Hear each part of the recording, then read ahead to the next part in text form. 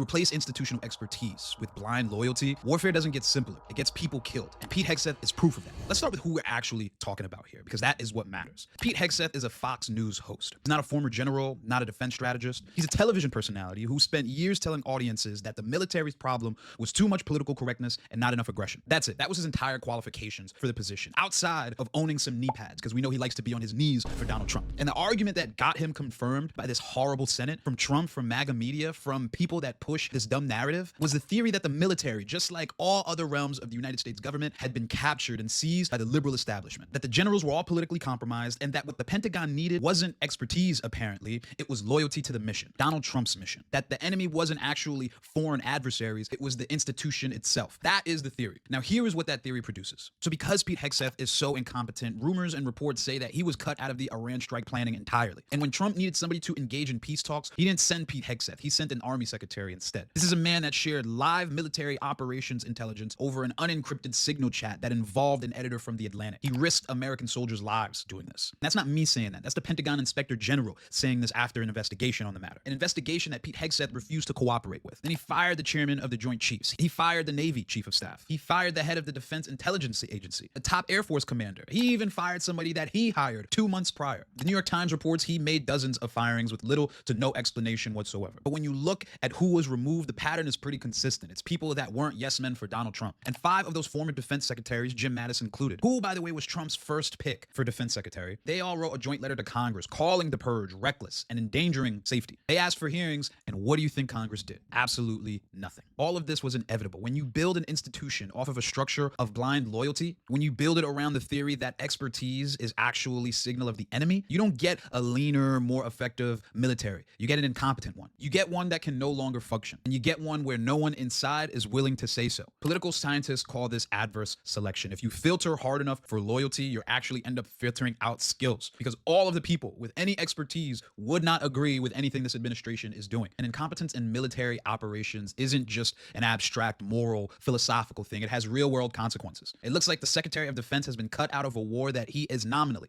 on paper, supposed to be running. It looks like a Fox News host signal chat being leaked for all of the world to see. It looks like an all-girls school being double tapped with Tomahawk missiles, courtesy of the United States of America. Meanwhile, Congress isn't just letting this happen. They voted this guy in. Here is one function. Here's one operation institutionally that we have left that has not failed. Accountability at the polls. Congress is the accountability mechanism, and it has done nothing. But there is one more lever that we can all still pull, and we pull it in November.